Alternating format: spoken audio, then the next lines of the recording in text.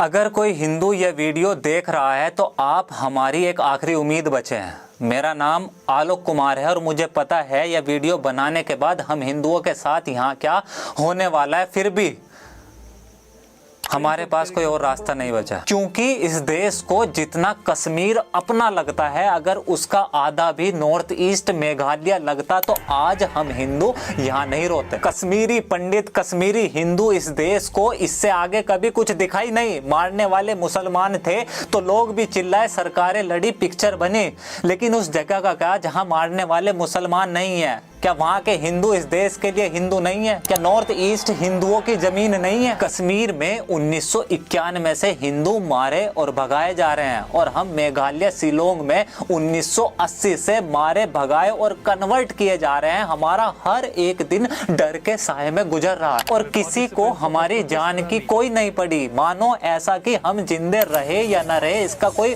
मतलब ही नहीं। आप हंसते हैं ना कि हम राइस बैग लेकर कन्वर्ट हो जाते हैं। कभी यह जानने की कोशिश करी कि हमारी जिंदगी कैसे गुजर रही है, पिछले 40 सालों से हमारे साथ क्या हो रहा है, यह जानने की कोशिश करी?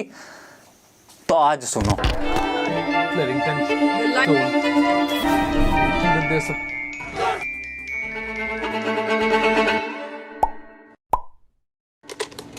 आपको हमारी कहानी इंटरनेट या गूगल पर नहीं मिलेगी, क्योंकि ना तो आज तक किसी को कोई फर्क पड़ा और ना ही कभी किसी की लिखने की हिम्मत बनी। दरअसल मेघालय में हम हिंदू माइनॉरिटी में हैं। मुश्किल से 11-12% ही बचे हैं। 75% मेजोरिटी क्रिश्चियन लोगों की है, जिसमें खासी, जैंतिया और गारो कम्युनिटी सबसे ज्यादा डोमिनेंट। जैसे कश्मीर केवल मुसलमानों का है, हिंदुओं का नहीं, सेम वैसी ही शिलोंग मेघालय की लड़ाई है। हम हिंदुओं को वहाँ ढाकर्स मतलब आउटसाइडर बोलते हैं और इनका मकसद साफ है, या तो कन्वर्ट हो जाओ नहीं तो शिलोंग छोड़ दो। और ये मेघालय के हर एक हिंदू घर की लड़ाई है। सबसे बड़ी घटना हुई 1979 में। हम हिंदुओं के पूजा करने का विवाद इतना बड़ा बना कि हम हिंदुओं को घरों से बाहर निकाल कर मारा, हमारे घरों को जला दिया, हमारी दुकानें और प्रॉपर्टी तबाह कर दी। 20,000 से ज्यादा हिंदू शिलोंग छोड़ गए। सालों तक रेफ्यूजी कैंप में पड़े रहे, लेकिन ना कोई खबर, न टीवी और न सरकार। 1984 हिंदुओं के नरसंहार की दूसरी घटना निर्भया दिल्ली से थी, इसलिए पूरे भारत को उसकी चीखें सुनाई पड़ी। गौरी दे नाम था उस लड़की का, प्रेग्नेंट थी वो। उसके पति के सामने बांधकर रेप और फिर धारदार बांस को उसकी आंतों तक घुसा दिया। यहाँ लोगों के कानों में वो चीख आज भी गूंजती है, लेकिन गले से आवाज नहीं निकलती। 1987, 1992 5-5, 7-7 महीने के बच्चे ऐसे फेंके गए जैसे कोई पत्थर फेंक रहा हो। जिंदा लोगों को सरेआम जला दिया। तब से और आज तक आए दिन हिंदुओं पर हमले चल रहे हैं।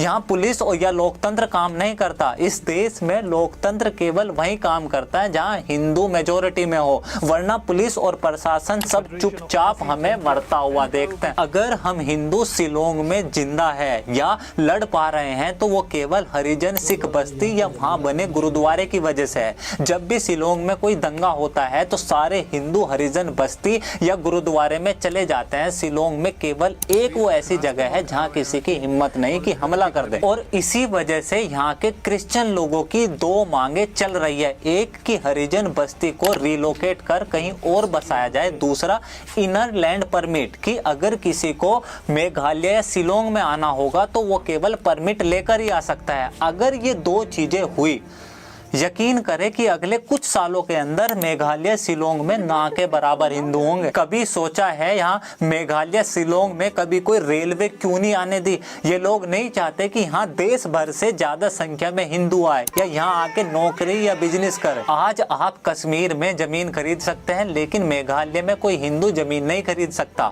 सारी गवर्नमेंट जॉब पहले से ही रिजर्व है। 80% प्राइवेट जॉब ऑलरेडी रिजर्वेशन में है। टैक्स केवल हिंदू देंगे, दुकान और बिजनेस का प्राइवेट हम हिंदुओं को नहीं मिलेगा। स्कूलों में हिंदू बच्चे टॉयलेट नहीं जाते कि वहां कोई मार न दे।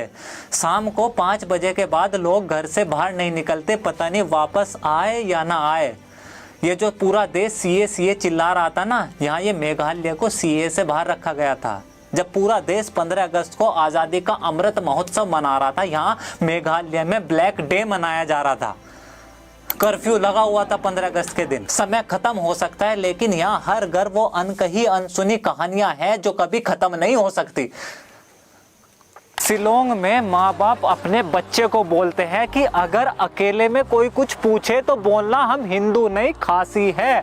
ये सब इस देश की मेजॉरिटी हिंदुओं के साथ उनके ही देश में चल रहा है। ये सीएए के समय बोल रहे थे ना कि कश्मीर में उस समय हम होते तो कोई भी हिंदू पलायन नहीं करता। 30 साल बाद आज आप हैं और नॉर्थ ईस्ट मेघालय वही कश्मीर दोहरा रहा है। आपने कुछ करा या आप कुछ कर सकते हैं, और अगर जब कुछ बस की ना हो तो आपसे हाथ जोड़कर प्रार्थना है कि अगली बार किसी हिंदू को राइस बैग लेकर कन्वर्ट होता देखे तो उस पे हंसना मत, बल्कि सनातनी खून होने के बावजूद ऐसे मुर्दों की तरह जीने पर, अपने जीवन पर धिक्कार करना और हमारी चिंता मत करना।